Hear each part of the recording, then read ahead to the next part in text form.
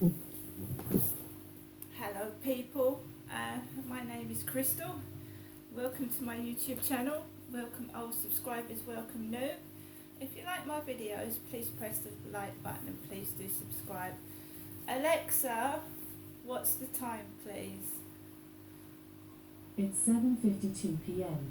Right guys, so I take Max out for a walk about between 7 and 8, sometimes it's later, sometimes it's earlier. I was a bit later than I normally would have liked to have gone out. I'd been going out about 6:45 for the past 2 days, but I was doing a video and it went past 7 o'clock, so I went out with Max just after 7 after uploading the last video to YouTube. I walked around the back of the flats and I walked around that way and I was feeling fine. I'm always observant and I'm always on tenterhooks waiting for something to happen. I just am. So I just walked around the back of the flats completely just oblivious to everything, just walking by myself, ignoring what other people were doing. And as I'm going towards the field, the guy with the black dog, Rena, was walking with a bald-headed, grey-haired man with glasses off the field. So they were two men were walking together off the field. So I walked onto the field, and about five minutes later, there was a woman behind me, a female.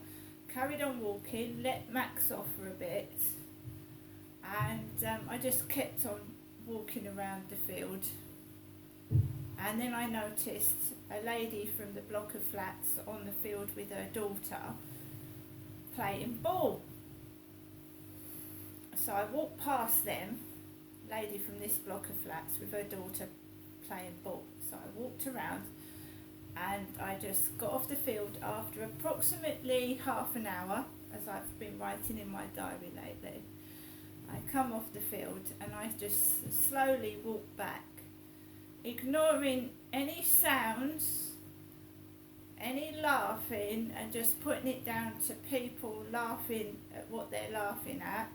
Any sounds I'm hearing, I'm putting it down to not relevant to me, and it's working. It's working. I'm just saying, look, that's not at you, that's not at you, and just carrying on walking. So whatever is actually thrown at me, whatever I'm hearing, I don't take it in, because as I was walking onto the field, all I could hear was this bloke in a Cockney accent going, yeah, done, done, done. I've done nothing to nobody, so I'm not worried about what other people are saying. I'm completely innocent. So I've done nothing to nobody. My mum used to say that my father Derek had done this and that to her, right? So I'm recovering from abuse and I'm doing my own therapy. So when I hear voices, other people's voices, and I would love to wear earphones. I can't wear them because I have trauma to my face. I haven't been able to wear earphones since 2015. So I would wear earphones. People have said to me, I've said I'm very sorry, but I can't wear earphones. The pain I get when I put earphones in my ears, you'll never see me with earphones on. And it's funny because one of the guys that came up to me before I had this trauma to my head, he said, I know it was you because you always wear earphones. He said, I haven't come up to you before because you've always got your earphones in. Now I've never got earphones in, I can't wear them. So I came off the field, right, went round the corner, people laughing, went across the road, people laughing over there. It's not to do with me. I'm taking no notice of it. I mean, it's not that I'm ignoring people. If someone wants to be nice and they want to talk to me without touching me and making sexual innuendos and suggestions, I'm open to a conversation. But I am protecting myself, right? It's not I'm ignoring people. If someone's got something sensible to say and is being real and honest, I will speak to them. But if they're being stupid with sexual suggestions, I don't want to know. So I just walked around the back of the flats. I came into the flat, and a really large guy, massive, huge guy with a baseball cap. And that isn't my neighbour, by the way. It wasn't my neighbour upstairs coming down the stairs. This guy was absolutely massive with a baseball cap on, was going out of the front of the flats. Right? That's not my upstairs neighbour. I walked up the stairs and I came into my flat, and my mum gave me a phone call. And another thing that's relevant is there was a dark-skinned guy smoking weed, a bloke smoking weed as I was walking past him, sat on the fence out overlooking the river. So he climbed onto the fence and he started smoking drugs, weed, as I was coming towards getting off the field. And weed makes me dizzy. I have to walk past several roads, cross roads to get to my flat, and the weed. So I held my nose. I wish I'd had a peg. I held my nose and didn't inhale it, but someone was smoking drugs on the field as I was coming home. So let's hear what my mum said before I walked into a waft of weed. So my mum calls and this guy appears and starts smoking weed on the field.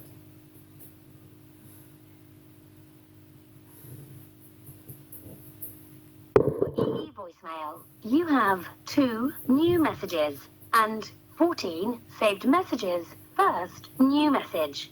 Received today at 3:32 p.m. Hello, Janessa, giving you the usual afternoon daytime call, just to let you know. Your message will be saved for 7 days. Next new message.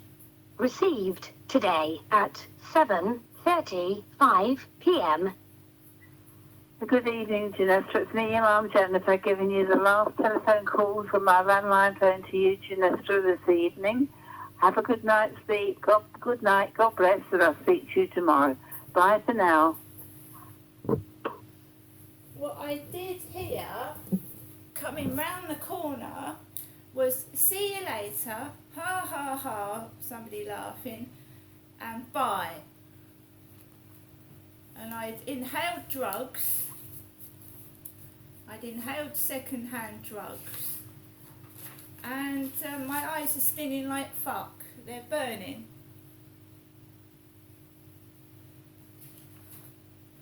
And what did that letter from the doctor say? That I needed to move because of the drug use. Inside the flats, and now they're smoking it on the field now. Right? So I'm going to get on with the rest of my day. I've done nothing to my mother at all. The things that were done to me by my father, and my mum, the second time around, knew he was doing those things, but she said she couldn't do anything about it because she was afraid of my father, afraid of Derek. And remember, when a child is being abused, and as I was abused as an adult again by my dad, it produces a child to get angry, to get upset, to vent their feelings when there's, you know, your parents are supposed to look after you, they're supposed to offer you support, and you're supposed to trust them. And when a child has all these things broken and no outside source of help, you get angry and you act mad, you punch the air, scream, and still nobody comes to help, because they never did at Hazel Grove. When I was screaming from being beaten and molested by my dad, no one came to help me, even when I screamed. So much for these, you know, neighbours that care. You know, I was you know, when I hear something and I think someone's in trouble, I'll do something about it. I don't sit on my arse, laugh and watch like other people do. I am not a coward, and I'm not afraid, and I'm not guilty of anything at all.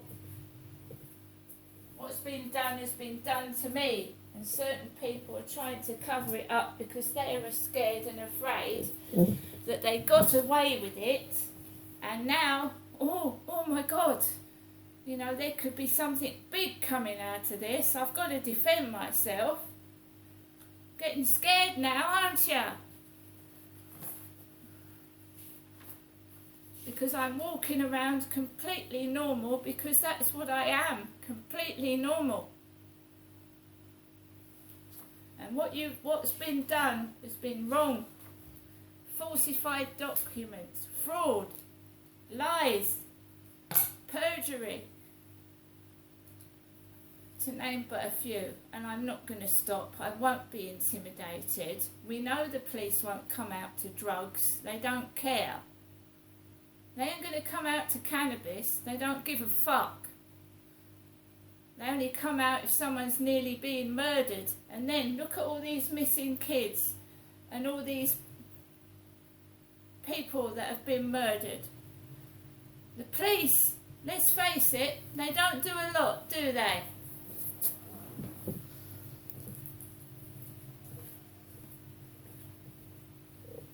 Like I said, I'm going to get on with my evening, right? Several people think this is hilarious and funny, but I'm telling you now, if your daughter or your wife was being, or mother was being harmed, you wouldn't bloody find it funny, would you? See you later.